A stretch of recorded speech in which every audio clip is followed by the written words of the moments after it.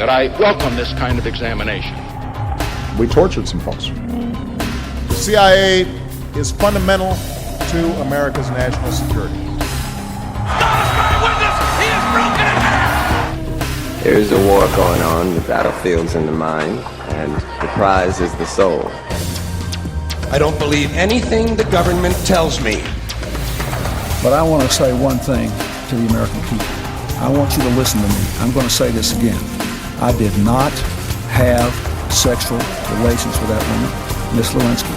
I never told anybody to lie, not a single time, never.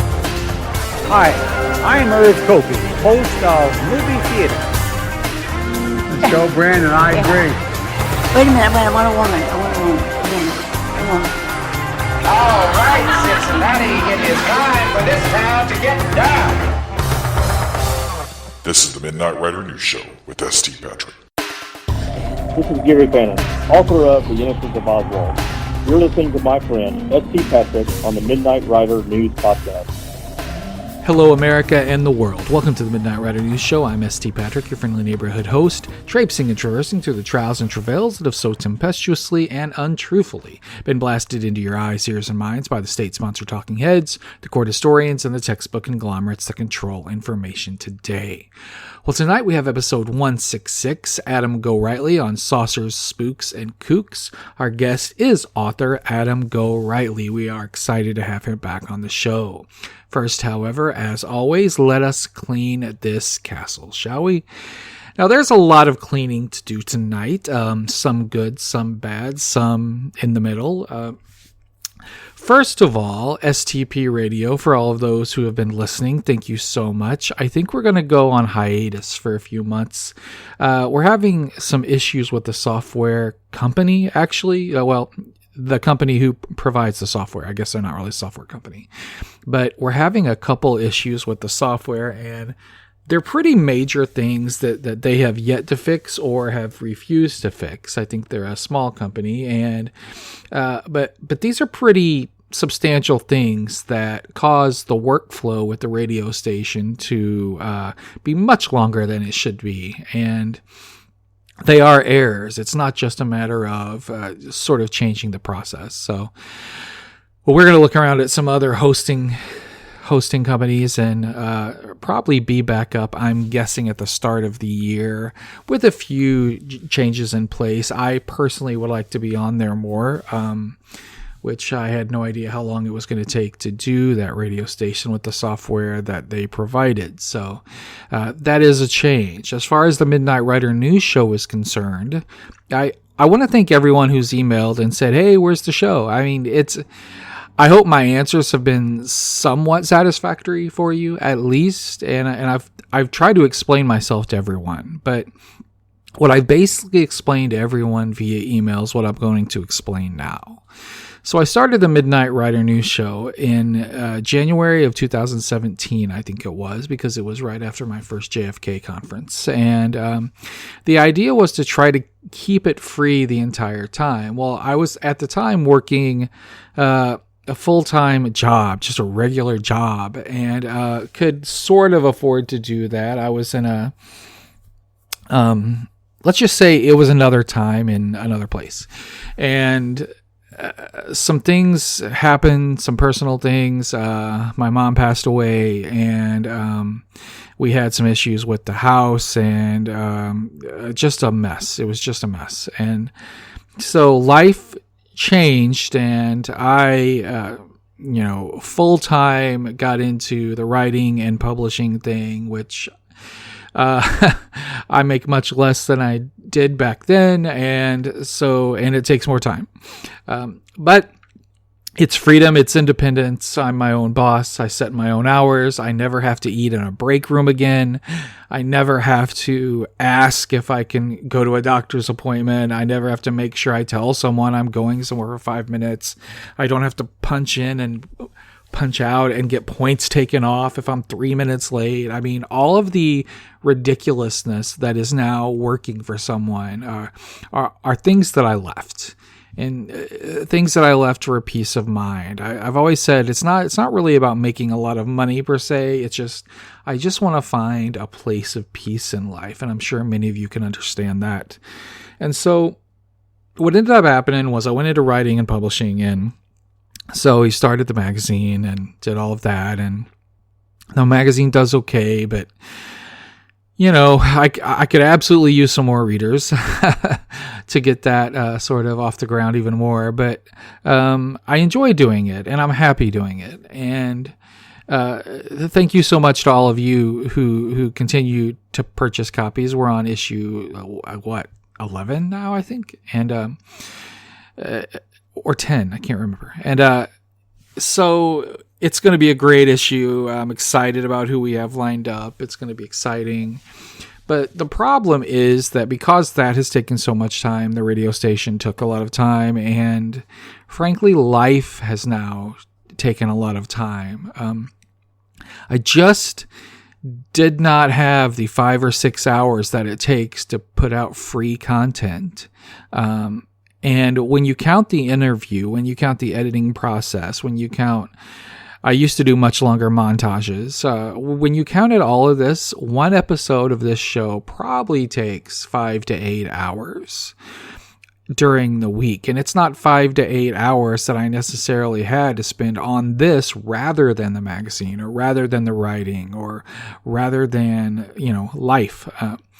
And I always wanted to keep it free, but I think that time has come where I really need to make a change. And so this will be the last free episode of the Midnight Rider News Show, and we will be moving to Patreon. Now, I'm not saying it'll succeed. I'm not saying it'll fail. That is frankly up to you and not up to me. The first episode we will have on Patreon will be with our friend Jefferson Morley, and he'll be talking about his new Watergate book, The Scorpion's Dance, which is just a wonderful read and an interesting interview. I've already recorded the interview itself. And so we also have a few other great authors and great researchers lined up for the Patreon show as well. And so I'm going to try that for a while. And we're going to do more episodes than we have been doing in the last year and a half. And we're going to hopefully provide content that is worth paying for. And I'll also have some chats there, some private chats, and we'll be talking about some other things that we can do at Patreon as well. But it's really a test for the show, and it's really not a test for you. And to an extent, it's really not a test for me. It's a test for the show as a product, as an entity itself. And what we're going to find out is how much people really want the show. And those who are willing to sort of pay a nominal fee for the content will be showing that they value the show as much as they value, say, one trip to McDonald's per month, which is about all it would cost. It's one trip to Taco Bell. It's one trip to Hardee's per month. And if it's not worth that, then I have to ask myself as a host and as an owner of the show, how much is it really worth? If it's really not worth to the people, to the thousands of people out there who listen to the show, if it's not worth one trip to Hardee's or one trip to McDonald's. And I have a feeling for a lot of people it won't be, because I have a feeling a lot of people liked it because it was free, or that was a big part of it. And that when it's no longer there, you'll go to some other show that's free. And I completely understand that. You want free content. Everybody wants free content. But the time it takes, the work that is involved, and the contacts I've made over the years, I think the information that we have that you won't get on a lot of other podcasts, I think the questions that are asked to our guests that you won't get on other podcasts, I think they're worth something. And I hope that you'll decide that they're worth something too. So we will absolutely have the Patreon info on the website. In fact, let me go get that Patreon info right now. Yes, so what I thought was correct is correct. It is www.patreon.com/midnightwriternews. As always, writer is with a T, as in someone who writes with a pen. So we're going to do that. We're going to try it. We're going to see how it goes for a few months. We're going to see how many people sign up. If we figure that if it's got some value as a whole, we will absolutely continue doing the show and continue doing the show as often as we used to do it. But we just can't find the time to do it for free. We just can't find the time when we have paying jobs that could be done that are trying to meet deadlines as well. So we hope everyone understands. I'm sure some won't. I'm sure some will. But that is the state of what we're doing right now. So with that said, thank you all so much, and we'll be right back with Adam Gorightly. It was a day which will live in infamy, but what do we really know about Pearl Harbor? In episode 007, we talked to Doug Horn to find out what FDR really knew and when, what documented evidence we have of FDR's foreknowledge, and what it all meant for the future of World War II. Hi, this is Douglas Horn, author of Deception, Intrigue, and the Road to War. If you want to know the truth about FDR, Japan, and the real path to Pearl Harbor, listen to Episode 7 of the Midnight Rider News Show with S.T. Patrick.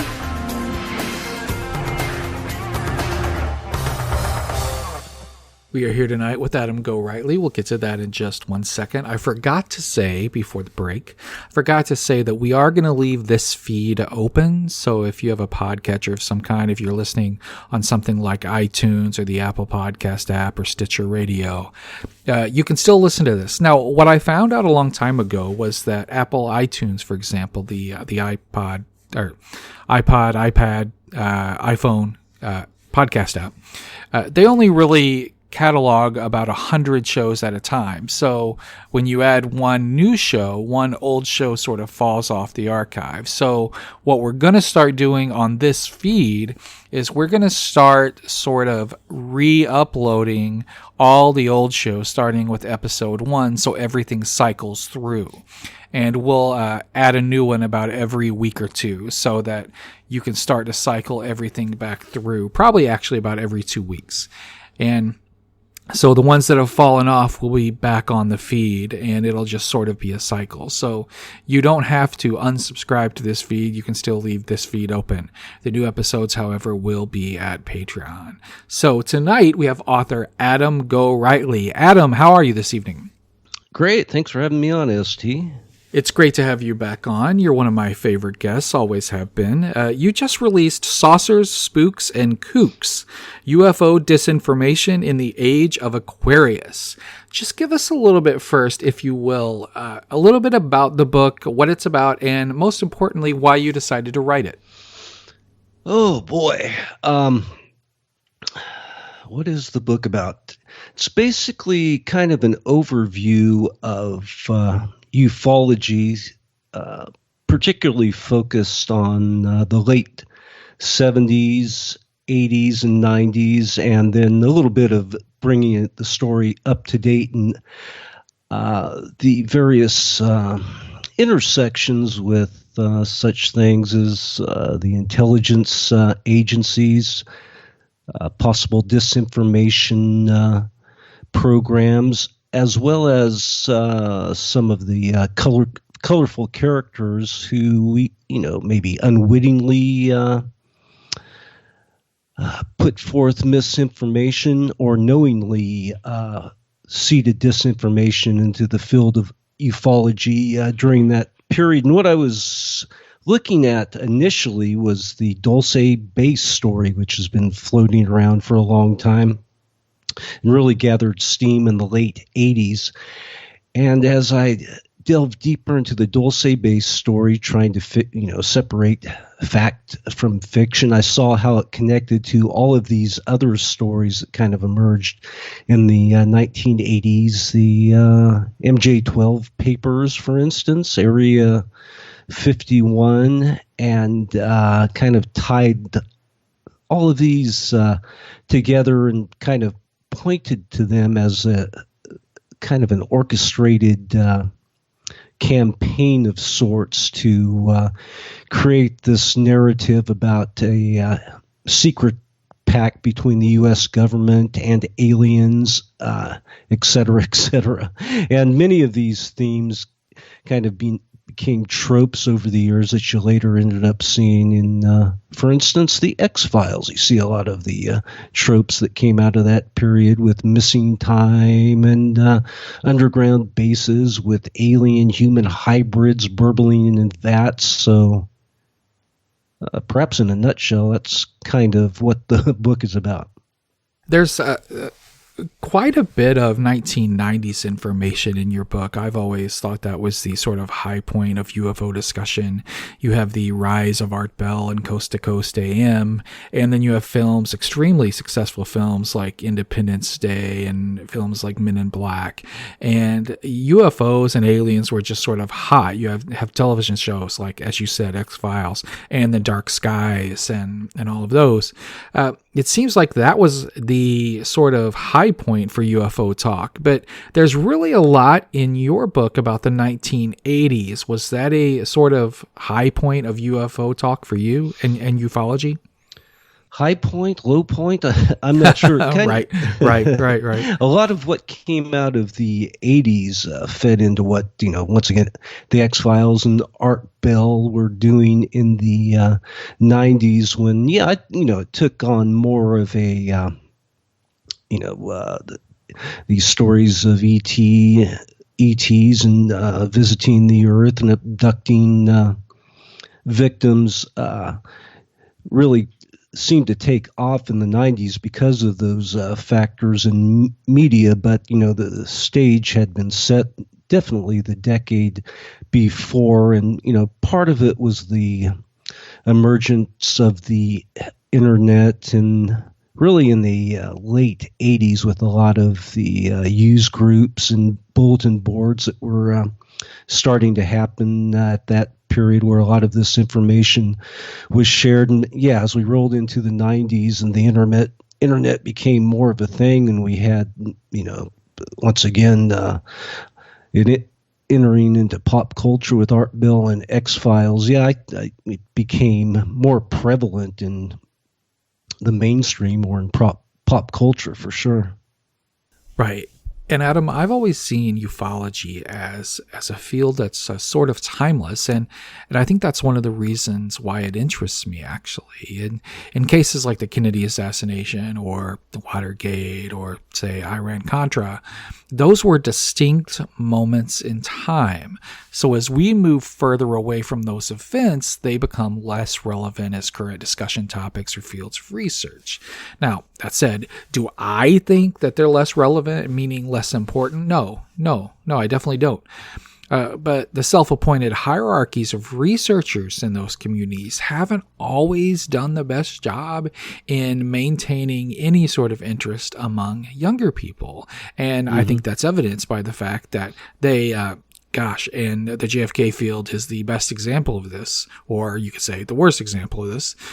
They keep writing to impress one another rather than informing high school or college students, which is not good. It does not bode well for the future of the field.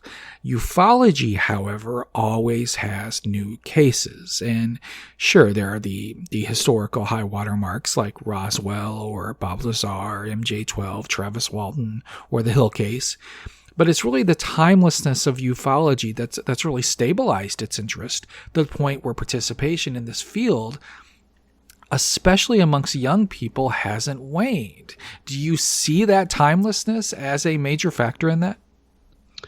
Well, things get repurposed and put back on that treadmill intentionally. I talk about that in the book, and so especially the last few years with a lot of the activity that's been going on with, and some of your listeners may be familiar with the whole story about TTSA To the Stars Academy and Lou Elizondo and all these characters. Definitely keeps the story alive, so to speak, or brings it to a new audience, or creates a new stable of quote unquote ufologist.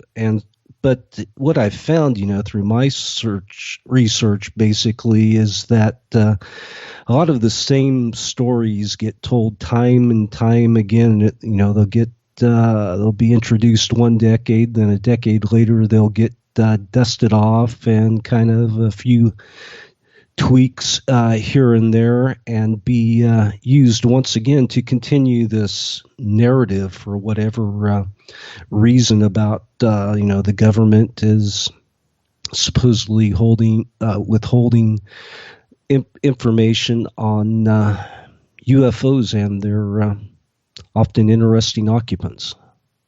Alleged. Right. And, there's a lot of that kind of thing in the JFK field as well. And sadly, I think the older hierarchy doesn't really have much of a tolerance for the questions of the younger or even newer that aren't younger researchers. And, the answer is often that dismissive, well, buy the book if you want to know. I wrote the book for a reason. Or the I'm not answering that question again. I've answered it too many times. Or, well, all of this was decided, decades ago anyway. But my argument has always been that we need to encourage them. We need to encourage the younger and newer researchers. And we need to understand that they're going through the same academic and intellectual and critical processes that we went through. That's just a natural part of this research. And we need to allow them to be excited about the same hot leads that will inevitably become cold with more research. And then we need to let them find the research that changes whatever they'd found earlier, because again, it is a process. And I think many things that have been dismissed decades ago will be first-time finds for every researchers, and they're going to react inquisitively. They're going to be excited about it. They're going to be energized about it. But again, I think that's normal, and that's part of their own individual process. So, sure, the stories or the themes or the archetypes in ufology get recycled. But could it not be argued, Adam, that that's almost a good thing, because it allows each generation to tackle it with their own unique eyes and with their own unique perspective? To an extent, but I've seen a lot of manipulation going on with these things being, these stories, narratives being repurposed, Sometimes I suspect for, there's ulterior motives and agendas working behind the scenes. I definitely see that happening in ufology. Yeah, when in the last few years I read stories in the mainstream media about there being a Space Force, or about the former Democratic Senate Majority Leader Harry Reid having an interest and a position in UFO research, or, whatever interest I would normally have, became very jaded and very skeptical. And the more announcements about UFOs that we have from our government, the more I began to doubt what's being announced, because it also seems to me like it's very controlled, and it seems to always involve some kind of a state-sponsored board or a state-sponsored study of some kind, followed by the mainstream media call to prepare. And, well, then what does it mean to prepare? Well, that inevitably means more black budget money to the Pentagon, and that never seems like a good idea to me. And now, sure, you would think that the UFO community, the ufology community, would be excited about this. I mean, they can say, oh, finally, the first inklings of this long-discussed disclosure, the great D word in ufology, disclosure. But my reaction was quite the opposite of that. What was yours? We're talking specifically then about Harry Reid and TTSA and what's been going on the last 5 years with Lou Elizondo. Yes, correct. So, once again, a lot of these. Well, let's go back. Probably, a lot of this started in 2017, basically, and it seemed like, quite possibly it was an operation that was started all over again. It's you've seen this before with well, we can talk about some of that stuff later, but in the basically 2017, one of the recurring characters in this, an important one, is Bob Bigelow, who you're probably familiar with, right? He's a billionaire, started out in real estate, that got involved in the aerospace industry, aviation, government contracts, on. And he became interested in UFOs, UFO enthusiast, sometime ET believers, with some of the things he had said back, going back to the 1990s. Curiously enough, he started investing in different UFO paranormal project, and one of the first things was a radio show called Area 2000. You ever heard of that? Yeah, and actually find it on YouTube, some of those old episodes. It was Art Bell's show before Coast to Coast AM, about a year before, and Bigelow funded this, interestingly enough. And around that time, he also bought the Skinwalker Ranch, where a lot of curious stuff has been going on over the years. And Bigelow also got involved with MUFON, the big UFO group. And once again, this was kind of pushing disclosure. A lot of, that was the narrative, and a lot of people were excited because some big money was coming in, and it was Bigelow, and he had this whole thing set up where there'd be some crossover between a group he formed called NIDS, National Investigation Discovery something, and there was going to be a crossover with MUFON, where they put in more money to train investigators, this whole type of thing. So a lot of excitement going on. A lot of people were expecting stuff, but after a couple of years, it kind of fizzled out, and there was these allegations that Bigelow had bought a lot of the files, or taken over the files of MUFON, and particularly a lot of stuff that was dedicated to abduction victims, sensitive material. And a lot of that, like I said, it fizzled out, and some of the allegations were that Bigelow was glomming on to stuff and not really sharing it, something mysterious going on there. Same time, he started this operation called NIDS with different folks like John Alexander. He's a spooky type. You probably have heard of him. Hal Puthoff, who...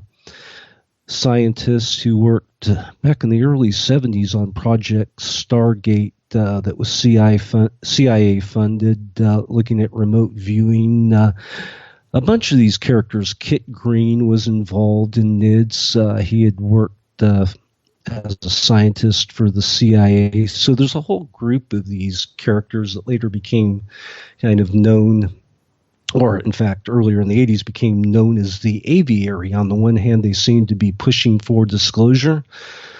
On the other hand, some people suspected that they were sowing disinformation or trying to muddy what was really going on with UFOs. And so anyway, back to this gets pretty long-winded and convoluted, so bear with me a little bit. So these were the folks involved in what happened in 2017. The first thing, I kind of look at it as a sequence of events that was like an orchestrated campaign to get this issue, this narrative, into the public square.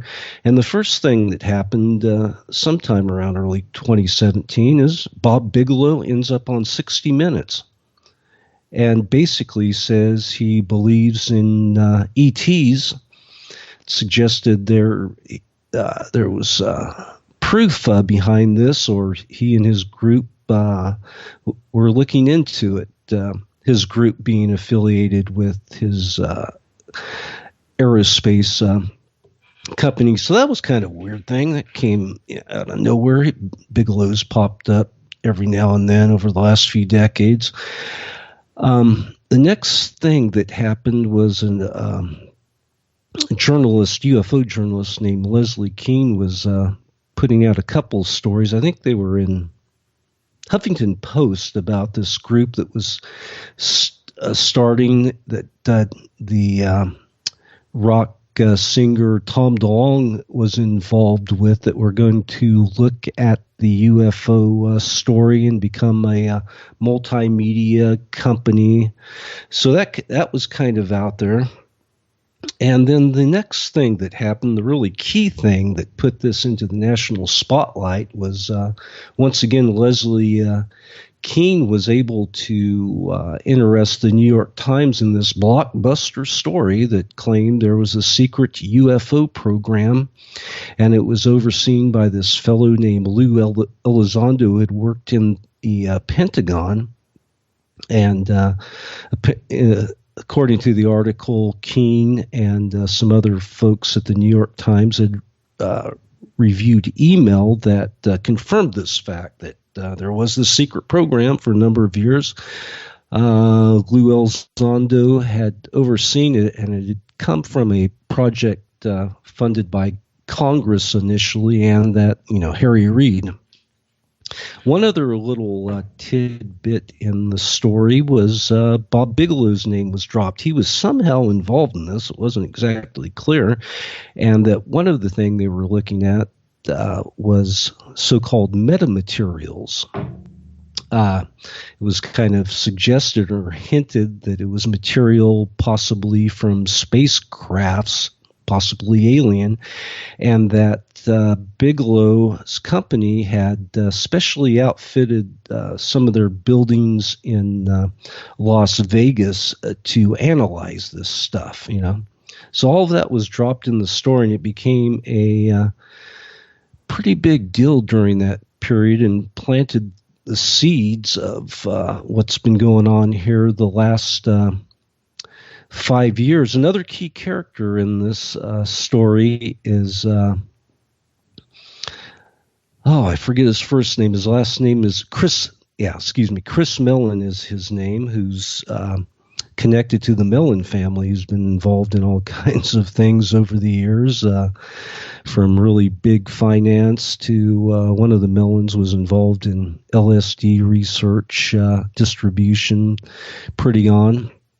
And Chris Mellon, for many years, worked in at the Pentagon and also in Congress, was a special aide to Harry Reid for a while. That's where Harry Reid comes into it. And Mellon was on the board of this new company that launched right after the New York Times article called TTSA, the thing that Tom DeLonge headed up. Turned out Lou Elizondo was in this group, as well as Chris Mellon, and a lot of the so-called proof that Elizondo had run this secret program has been called into question over the years. And I was really dubious. A lot of the documentation they were putting out, Elizondo and his group. It seemed performative. Somebody who looks at documents and stuff was like, well, these documents don't prove what they're saying, and might mean something entirely different. A lot of that was going on, but this was all initially. The documentation they were pointing at was this project in the mid-2000s funded by Reid that wasn't really a UFO program. It was kind of just a lot of papers that they contracted Bigelow and a bunch of scientists working for Bigelow to put out on. A lot of it was alternative, or some consider it pseudoscience, electromagnetics, things that kind of might overlap with UFOs, but it wasn't really a UFO program. But that was kind of the pretense. Elizondo was saying that after that program ended in the late like 2008 or so, it actually kept going, and he ran the thing. But there's no evidence to suggest that. So all this is going on. A couple of years passed, and part of the mission of TTSA, they are taking public donations. Part of it was to pay for a spaceship, supposedly they wanted to build, launch into space, but also they were a multimedia thing, and they eventually one of the things was this series called Unidentified that starred Lou Elizondo and Tom DeLonge were in it, where they were going out and talking to various UFO witnesses and whatnot. As all of this was happening, this was probably in 2019 now, a story came out by journalist Keith Clore, and I think it was in The Intercept, where it revealed that the Pentagon claimed that Elizondo never ran this program. And, of course, there's been a lot of back and forth going on between Elizondo and his people, and claiming the Pentagon is lying, et cetera, et cetera. But long story short, I guess, or try to wind this up a little bit. Most recently, you had people made, at least people in ufology, were making a lot of noise about these government hearings that hadn't happened for 50 years, the first UFO hearings. And all of this was really the culmination of the efforts of all these characters, Chris Mellon, Elizondo, Reed was even in the mix, that looked to me, there's different agendas at work, but one of them was an influence campaign to get this subject out there, to try to put some pressure on, Congress to really bring up this subject of UFOs, UAPs, unidentified craft. What is the end game here? Well, part of it probably has to do with government contracts. Chris Mellon, after he got left the Pentagon and working as an advisor for Congress the last 15 years or so, he's worked as a lobbyist. And I think he was lobbying for Bigelow. Bigelow was always behind the scene. But there's other agendas here. Was this part of some intelligence operation? Well, it could be. You got all these people involved on TTSA that were former CIA folks, worked in the Pentagon. I mean, a number of them on TSA were really high-level intelligence folks, And so different agendas, a little bit of wanting to be UFO famous, I think, got in the mix. Lou Elizondo got stars in his eyes. I think, part of the bottom line, it's a certain sector of the public and a certain sector in ufology was, we want to know the truth, and, part of the design of all of this is, once again, to seed the ET narrative. We're not saying ETs, but ETs, and a lot of the public statements from Elizondo, Mellon, etc. And a lot of the craft, and the reason they're having these hearings is because there's these reports, and I think some of them were seeded by Elizondo and Mellon, etc. to basically push this, that there's a threat out there that the government doesn't know exactly what it is in some cases, and it might be ETs, but, really the reason the government doesn't want to show the classified stuff, which you're not going to see in these government hearings, is because in some cases, they might not know what they're looking at, but in a lot of other cases, probably looking at our own technology that we don't want to disclose, as well as Russian, Chinese, et cetera, et cetera. So anyway, that's my story. And it's a good story. It's an important story because it's important to have that commentary on these contemporary issues on the fringes of ufology. And I don't know if you've heard of her, but there's a writer in recent years who has also gone into these more contemporary issues. Are you familiar with Annie Jacobson? I've read bits and pieces. She's done a book on Area 51 that's pretty well regarded. I can't talk specifically about her work. She did one on Area 51, yes. And I think she's also done one on DARPA and maybe a few other topics that sort of either go into ufology head on or sort of dance around the fringes. So she does that. And the reaction to her work from those that I've spoken to has been mixed. About half of them think it's important. The other half are convinced that she's an agent. And you know how that goes in these communities. It's not really an uncommon reaction in these alternative historical communities to believe that someone's an agent. The thinking tends to be that if you believe what I'm saying, or if you're doing work to back up my thesis, then you're a good, valuable, trusted researcher. And if you refute my thesis, or if you go in another direction than I am, then you must be an agent, or you must be I don't know. I don't know what the word would be. You must be an infiltrator of some kind. But you've been planted to sow the seeds of discontent within truth communities. And now, now, Adam, I'm not saying that it doesn't happen in these communities. And yes, I believe that it happens in these more than it would in, say, mainstream academic historical communities. Though I think we're slowly learning of the intel-linked influences in those communities as well. However, having been to a plethora of JFK conferences, there are not intelligence officials running around these hotels trying to influence the work of 65 to 80-year-old men. At 50 years old, I'm a young person at these conferences. And so I think the best agent they have in the JFK community or in these older communities is mortality itself. And I cannot see the CIA, with all the issues that have happened since 1963, still seeing Dallas as their major concern or even as a major concern.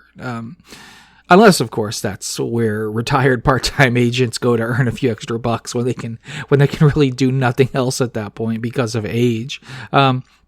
And I don't like using the word paranoid, just as I don't like using the label conspiracy theory.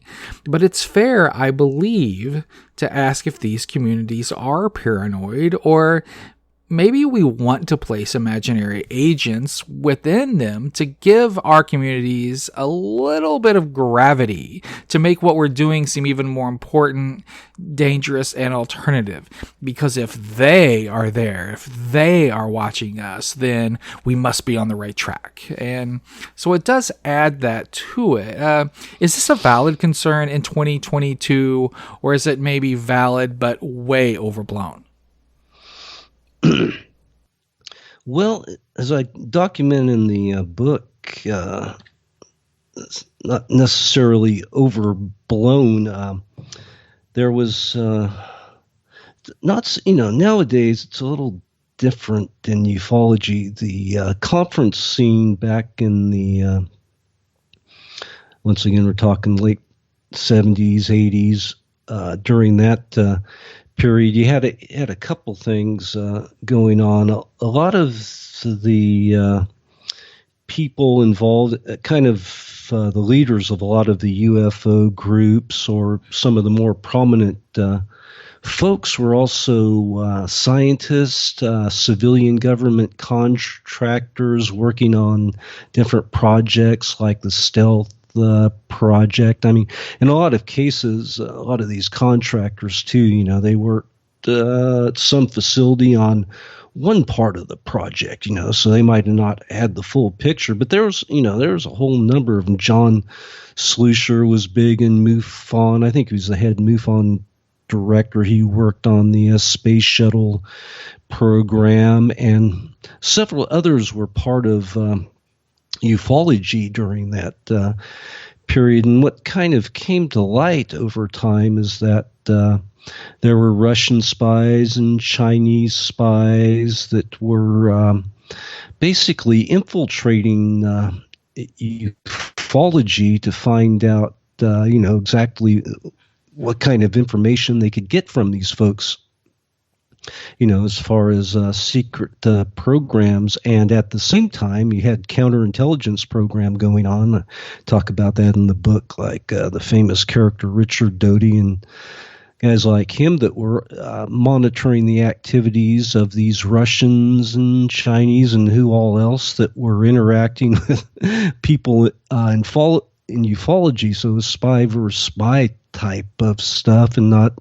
really necessarily anything to do with aliens, but the secret technologies that were developing during that period, 70s and 80s, specifically a lot of these stealth aircraft, and also to seed disinformation. That's part of the angle here, to kind of muddy the waters about testing going on at Area 51, Kirtland Air Force Base, some of these facilities. So that's what some of the spooks were doing as well, that were interacting in ufologies. Nowadays you don't really need to go to conferences. A lot of this stuff can be done on the internet in different groups. As far as JFK assassination stuff, there's always that seed of paranoia, especially you're a researcher, you think you've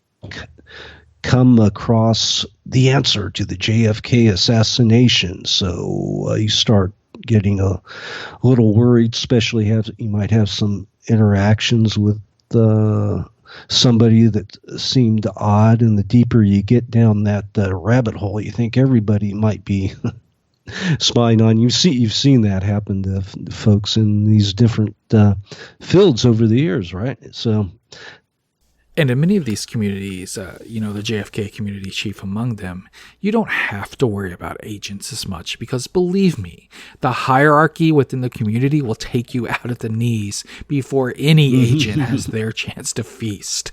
That is assured. They eat their own delightfully and self-servingly. And I've recently grown a bit weary, actually, of the field as a whole. Not because I don't find it endlessly fascinating. I still read the books. I still look at the research.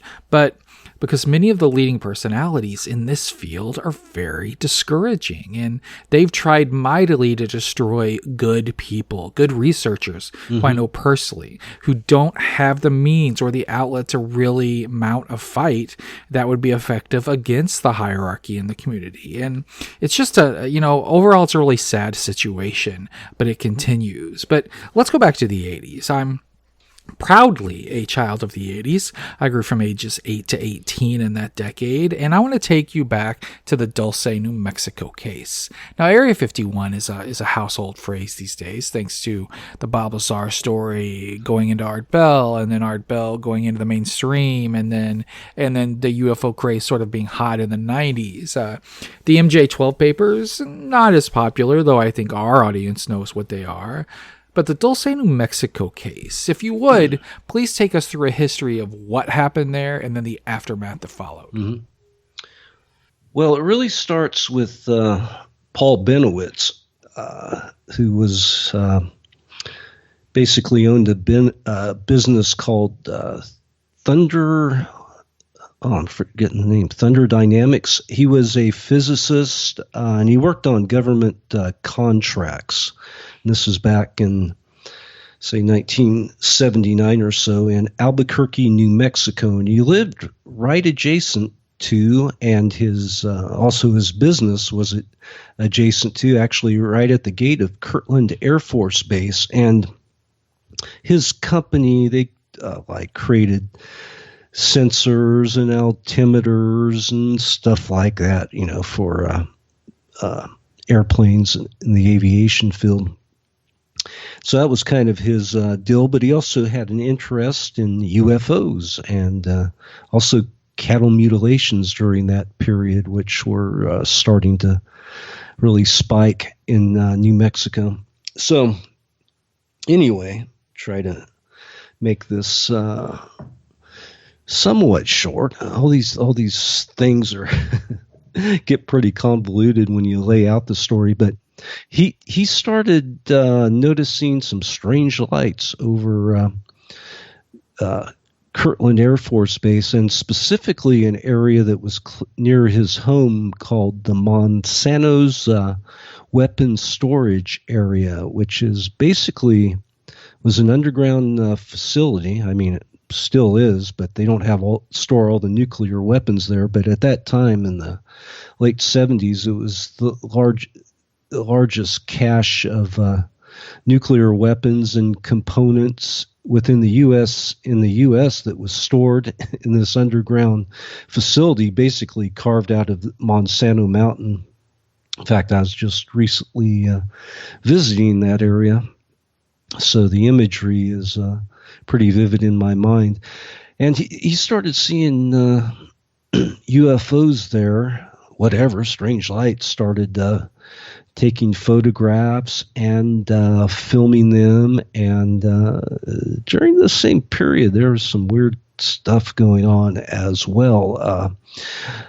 On the other side of Monsanto Mountain is an area called Coyote Canyon, where there was some supposed alleged UFO landings, and at the same time those were going on, really about during the course of almost a whole day, it shut down the Albuquerque Airport, which is, near Kirtland base. What I think was going on there was there's a lot of testing going on at Kirtland, not only secret aircraft, but they were deep into developing different laser communications stuff. And I think there was some tests going on that either intentionally or maybe unintentionally screwed up a bunch of equipment at the airport, but also you got interjected into this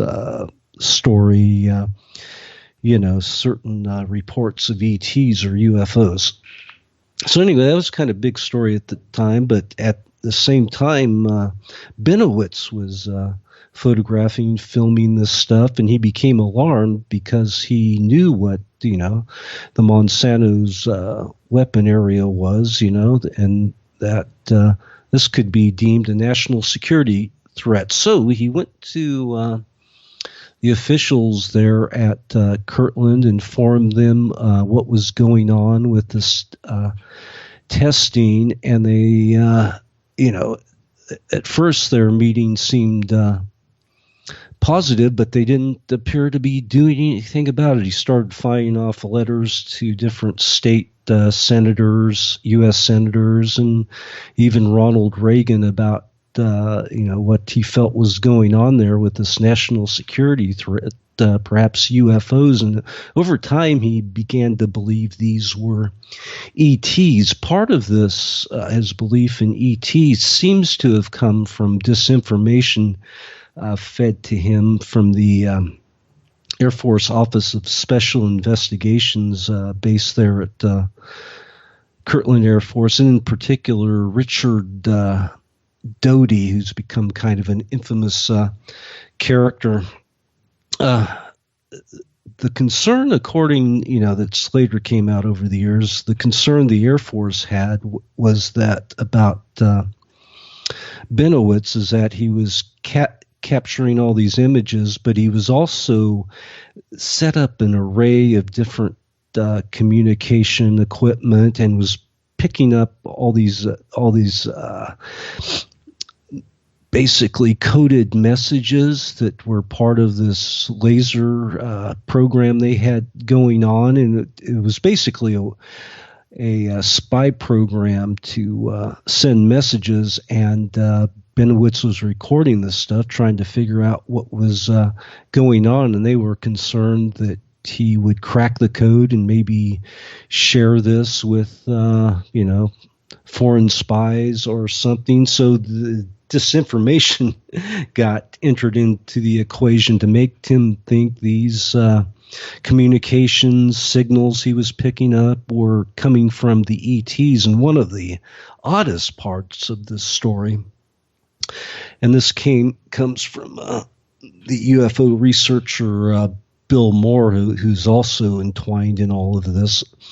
In I think it was 81, Bill Moore met with J. Allen Hynek, who's a famous name in ufology. He was part of Project Blue Book and famous UFO investigator. And at this time, Hynek was still contracted by the Air Force, and Hynek told Bill Moore that he had delivered a computer to Benowitz that was embedded with software that could Benowitz was informed the software would allow him to speak to the extraterrestrials. And indeed he did. He started getting more messages across this computer, as well as images of what he took to be ETs. And there's a number of witnesses who actually saw this computer in action, and Benowitz interacting with it, like State Trooper Gabe Valdez, who's a famous figure in this, and a number of other folks. So this was going on, and due to this, the computer and a lot of other things going on, Benowitz now believed that there was some type of ET invasion going on. And part of, as the story goes, they wanted to divert his attention away from Kirtland, where this testing was, things were going on, and divert his attention to Dulce, New Mexico, where, and so, they pushed him in that direction. Actually, Doty took Benowitz out on a flight over the area of in Dulce, and in particular the Hickory Indian Reservation area called Mount Archuleta, where it was ceded to him or conveyed to him that there was an underground alien base. And over time, Benowitz, who was also a pilot, took his own recon flight, believed he saw an alien craft that had crashed there, and became heavily interested in this area, and once again began to believe it was the site of an underground alien base. So, this is 79, 80, 81. He's firing off these various letters to officials, and he put together this report called Project Beta that talked about what was going on at the alien base, and that he was developing some sort of space gun to eradicate the aliens. Pretty crazy stuff, but this is what he was putting together. And he also said he had evidence that, at this base, it had been a joint human alien base, but at one point the U.S. military had a falling out, and that the U.S. abandoned the base. 66 people. It was kind of alluded there might have been some type of confrontation. So those those two items there, and this some of the correspondence that Benowitz was putting out about him developing a space gun, and that there had been some type of confrontation at this alien base, later became a key part of the Dulce base story, when it was kind of picked up a decade later by UFO promoters like John Lear and Bill Cooper and a number of others. And in 1989, something came out called the Dulce Papers that used a lot of these threads that originally came, from Benowitz, but were basically taken and fictionalized. And the Dulce Papers were something John Lear got a hold of from a lady by the name of Ann West, whose real name was Cherry Hinkle, and she had claimed she had contacts in who had worked at Dulce base, and that there was, indeed, this human-alien hybrid program going on there. There was drawings of the, human-alien babies and burbling in test tubes, vats, these type of things. And the Dulce papers claimed that Thomas Castello was a security guard who had worked at the Dulce base, but then there had been a kind of revolt in the workers there, and a few of the aliens revolted against the alien overlords, and there was a shootout, and 66 of the workers died. Thomas Castello escaped because he had what was known as a flash gun, which would sound really similar to what Benowitz said he was developing. So this all became part of the Dulce base lore. I mean, a lot of people have looked into Thomas Castello over the years, and it's pretty,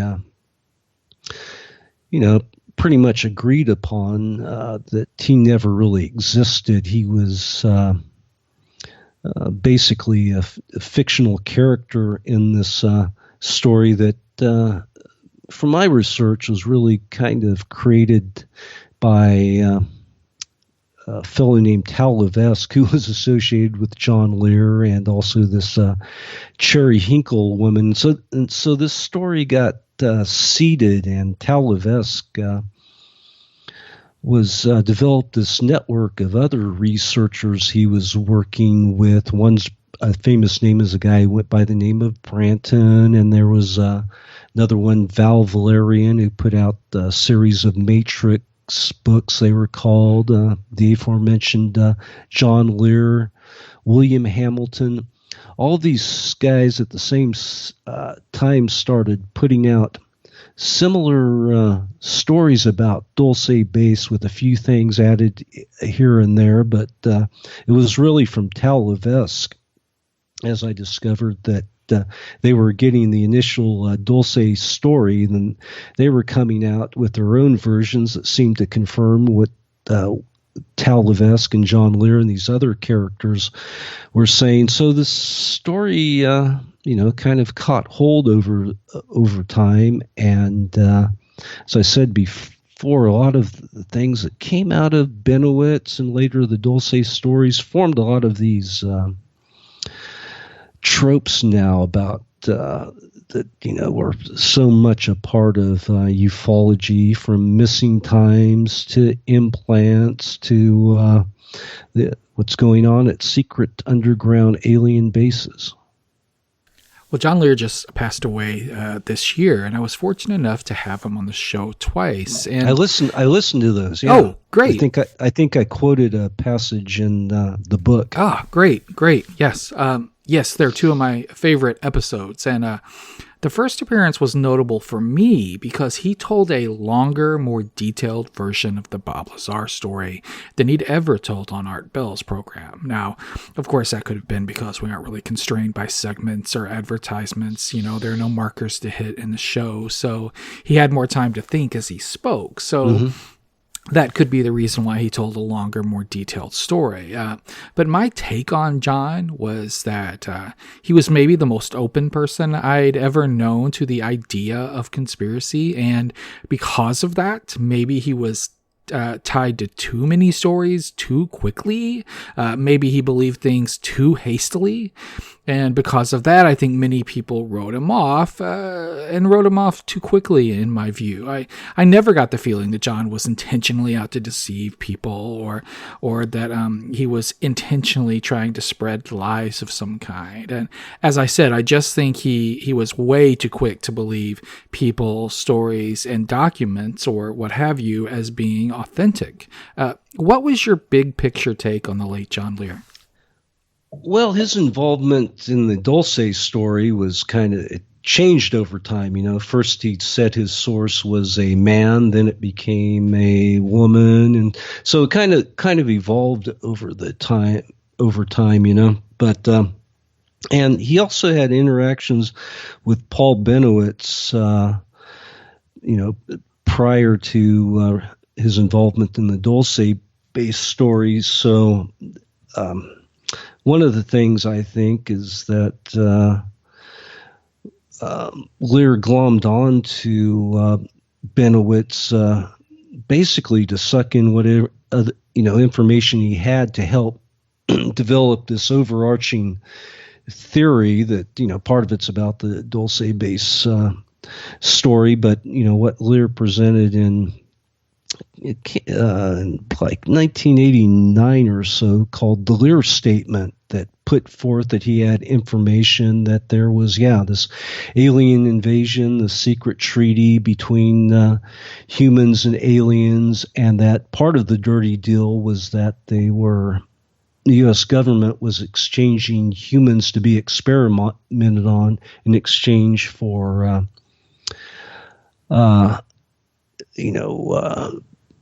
the secrets of the alien craft technology. Now, Lear's an interesting character. He stated that he worked for Air America, CIA contract pilot, and really first emerged probably around 86 or so, from what I gathered, with sharing some information with George Knapp at that time, not about UFOs, but about secret testing programs going on at Area 51. Of course, they didn't quite call it Area 51 at that time, but then really emerged in a big way with not only the Dulce story he was promoting, but these stories of Area 51 promoting Bob Lazar. I don't think we'd have a Bob Lazar without Lear's involvement, and this claim that they were testing secret craft out there, and it was really Lazar and Lear and that group that led the way, led the public, pointed out certain areas where you could go out there on certain nights in a certain area and see UFOs flying over the skies. Lazar's story, not pretty dubious of it all, but used a lot of the same.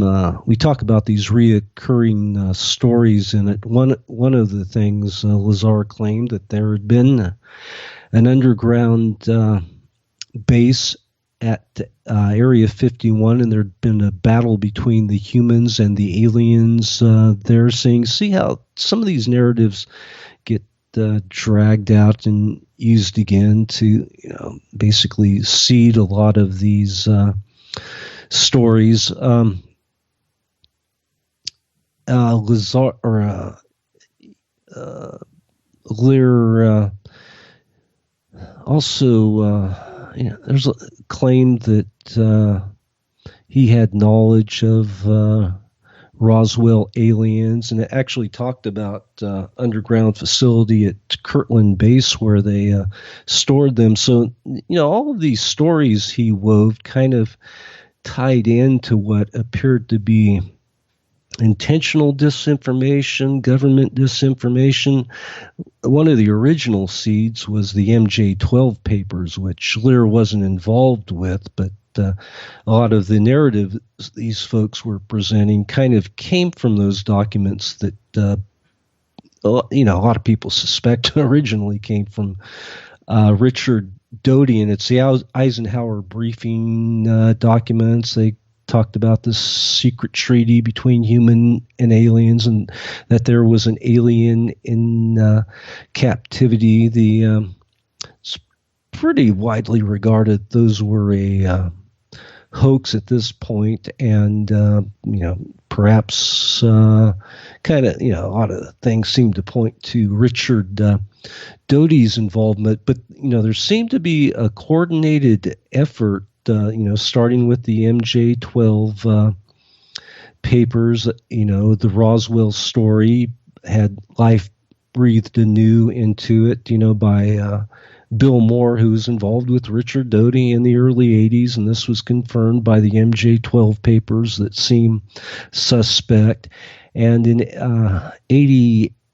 1988, there was this, I talk about it, this program called UFO Cover-Up Live that appeared to be the culmination of all these efforts to seed these stories. The show had once again, Bill Moore, and featured a couple of supposed intelligence officers in the shadows who used the name of Falcon and Condor. Falcon was later revealed to be Richard Doty, though he still denies it, and Falcon claimed that, yeah, there was a secret program, secret treaty, exchange program between the humans and aliens. Also on UFO Cover-Up Live, they talked kind of like the first time about Area 51 and,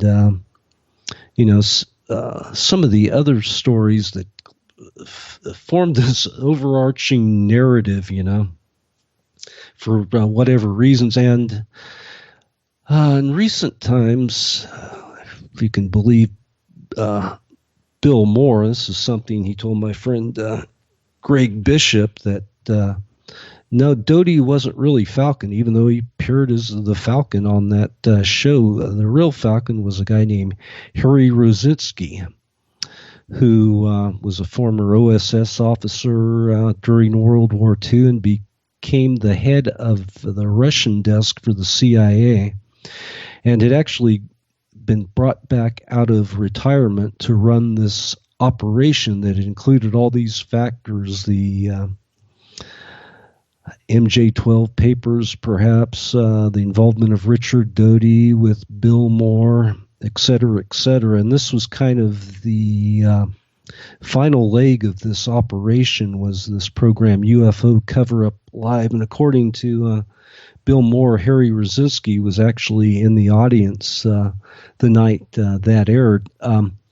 Right after that, we're talking, that was 88 and 89, Bill Moore came clean at the MUFON conference that year, which became a big deal, where he admitted that he had basically been an asset for the OFSI, Air Force Office of Special Investigations, had worked with Richard Doty and the Falcon, whoever that was, and the initial deal was, hey, we'll share top secret information on UFOs with us if you help kind of keep track of the UFO community and let us know what's going on with different people within that scene. One of whom was Paul Benowitz. So a lot to chew on there. Yep, that is a lot to chew on. Hey, what year was it that Jamie Chandray gave the MJ-12 papers to Bill Moore and Stanton Friedman? Well, as the story goes, it was 1984, and they what happened was they showed up on basically Chandray's doorstep. The MJ-12 papers on it was basically some undeveloped film, and at that time, Chandray and Bill Moore had started working together on different projects, and so it was Bill Moore who actually developed the film, and hence there he had the MJ-12 papers. The return address, there was no name on it, but the return address was Albuquerque, New Mexico. And once again, a lot of people thought, Albuquerque, okay. Is this Kirtland? Doty worked out of Kirtland Air Force Base. The FBI, there was an FBI investigation that, in the ensuing years, and they determined the material was bogus, and different people kind of pointed to Doty and Bill Moore as possibly being involved in concocting these documents. No one really knows for sure, but once again, the MJ-12 papers basically help confirm the whole Roswell crash story, which hadn't really been, it happened in 1947, whatever happened there, but really hadn't been a hot topic in ufology until the release of Bill Moore's book in 1980 on the Roswell story. And now, of course, it's became a mainstay in the field and part of this overarching narrative. Well, I also had Stanton Friedman on the show about 6 months before he passed. Also a fine interview. We talked a lot about Roswell and the MJ-12 papers. And I don't know, Adam. Maybe I'm just really gullible, or maybe I'm a bad judge of character, but he also didn't seem like the type of guy who would intentionally deceive people. And it was always my contention that if the MJ-12 papers were not authentic, and I do think that's an if still, that Stanton got worked, which again, it's not uncommon in these communities to get worked by someone who has ulterior motives. He was so wedded to the story, that it was kind of his claim to fame, the Roswell story and MJ-12. Well, leave it up to people that think if he got played. He did some research, and it's like with I thought he did some solid research into looking at Bob Lazar's background, but there's people have different weak spots, and that once again, that was kind of his claim to fame. He was a Roswell guy, so he was deeply wedded and invested in that story. I don't think he was intentionally trying to be deceptive, and I met him. Stan Friedman on occasion, really a nice guy. Right, and I thought so too. I thought Stanton was a really decent individual, a really decent man, a pretty good writer too, actually, which matters to me as an avid reader. Before you get out of here tonight, I want to ask you about these communities. You've been a part of the ufology community for quite some time. You've obviously also been sort of a person on the fringes of the JFK community as well, but you're such a keen observer of these things, and I know that you've never been a conferencer. You're never someone who's always shaking hands at the conferences as many do. And, no. And that's good, and that's okay. But I want to sort of ask you about the future of these communities, the ufology community, the JFK community. Where do they go from here? What are they? What can they be? And what kind of future do they have? With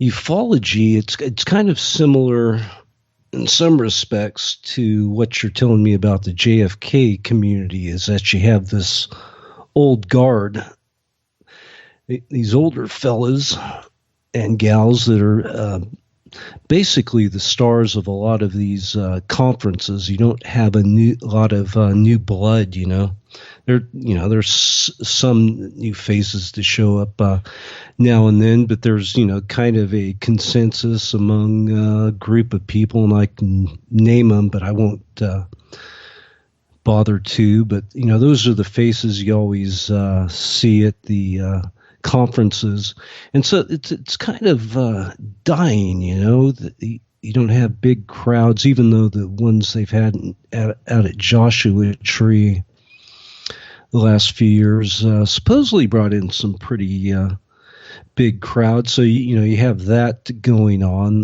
The field, the voices, the stars of the field are getting older. A lot of the people who attend the conferences are getting older. Then you had COVID. The last couple of years kind of shut that down. You see a lot of this going online, so it's really a finite number of people anymore that, as far as the conference scene goes on. And really that's where a lot of back in the day, these MUFON symposiums and whatever, where all these people are interested in ufology, got together and shared ideas. Now you can do a lot of that stuff remote, and a lot of the presence of people in ufology, call them ufology, or it's happening on social media a lot of the time. And I see a lot of manipulation